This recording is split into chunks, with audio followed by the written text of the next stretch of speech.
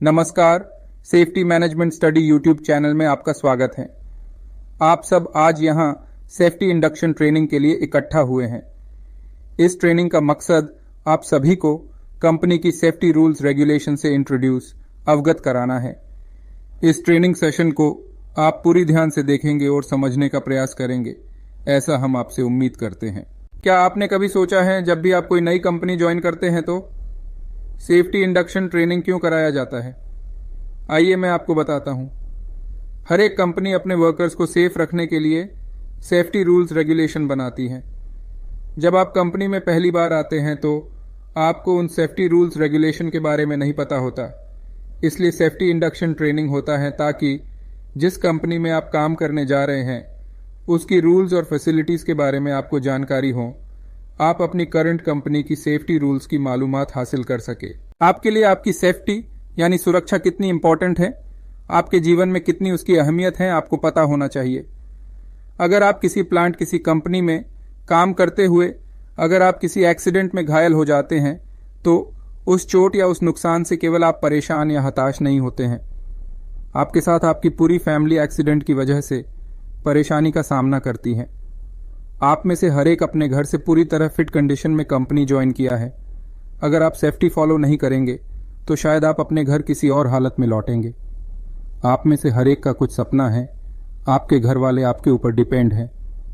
अगर आप एक रिस्पॉन्सिबल, एक जिम्मेवार पर्सन हैं तो आप कभी अनसेफ नहीं करेंगे। आप अपने और अपने घर वाले के लिए सेफ्टी से काम करें और हैप्पी लाइफ जिए। हर एक कंपनी का अपना अपना सेफ्टी पॉलिसी होता है।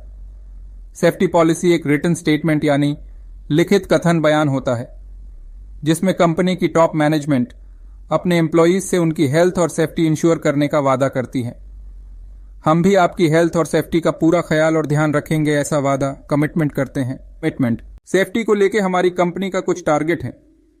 हमारा टारगेट लक्ष्य 0 एक्सीडेंट और 0 इंजरी है।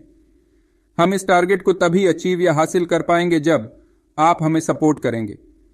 हमारा सपोर्ट आप सभी सेफ्टी रूल्स को फॉलो करके कर सकते हैं। तो अब ध्यान से देखिए, सुनिए और गौर फरमाइए क्या क्या सेफ्टी रूल्स आपको फॉलो करने हैं। Permit to work. Permit to work क्या है और ये क्यों जरूरी है?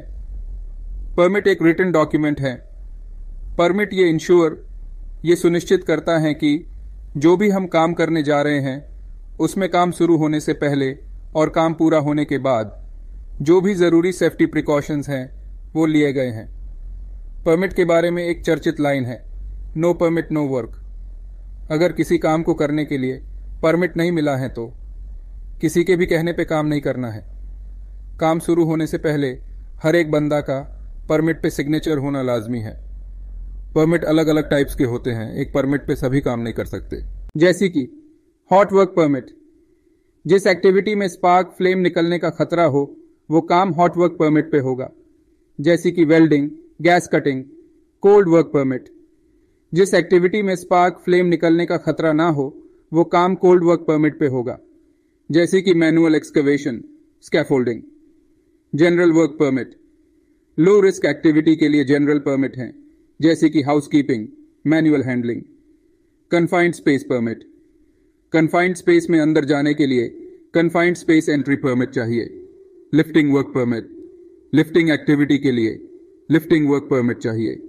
एक्सकवेशन वर्क परमिट, एक्सकवेशन के लिए एक्सकवेशन वर्क परमिट चाहिए। प्लांट के अंदर जब भी आप जाते हैं तो आपको इन सारी सेफ्टी इक्विपमेंट्स, लोकेशंस का पता होना चाहिए। First, safe assembly area.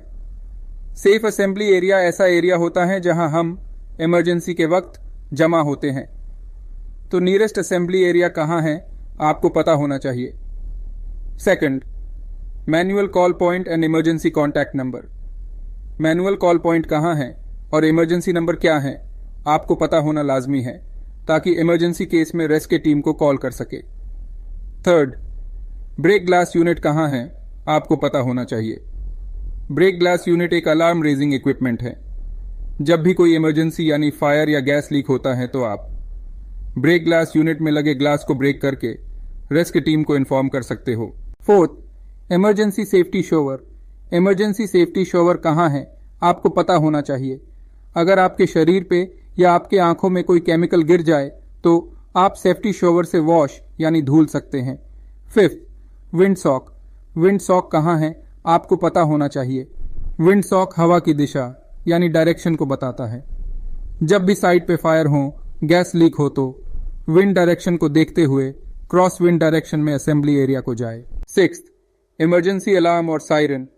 Emergency alarm या सायरन एक इक्विपमेंट है जो इमरजेंसी के वक्त साउंड प्रोड्यूस करके सबको अलर्ट करता है। इमरजेंसी के वक्त क्या करें?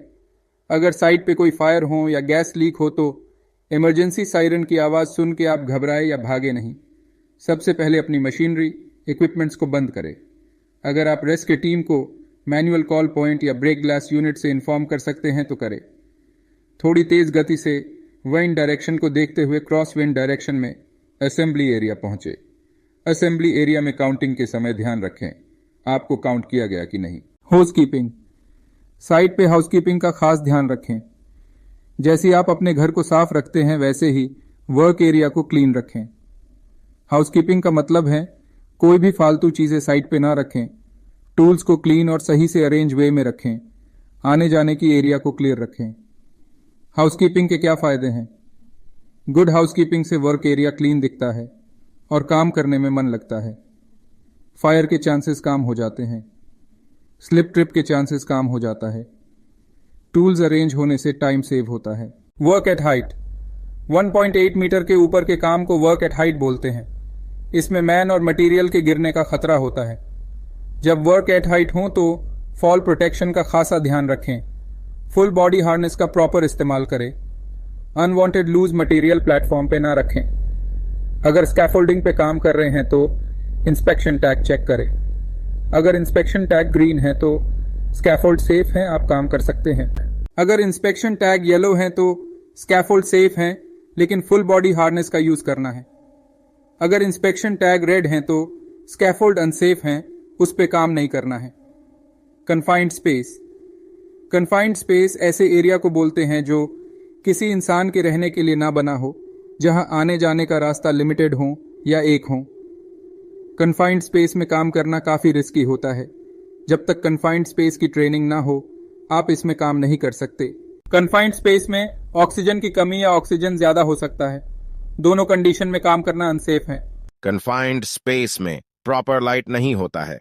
लाइटिंग के लिए 24 वोल्ट इलेक्ट्रिसिटी यूज करना होता है। कन्फाइंड स्पेस में फ्रेश एयर के लिए वेंटिलेशन होना लाजमी है।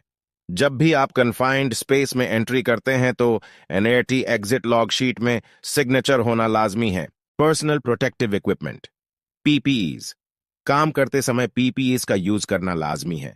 PPEs 3 टाइप्स के होते हैं। फर्स्ट, मैंडेटोरी PPEs, ऐसे PPEs जो सबको यूज करना है, जैसे कि safety helmet, safety shoes, safety eyewear, coverall, hand gloves. Second, job specific PPS।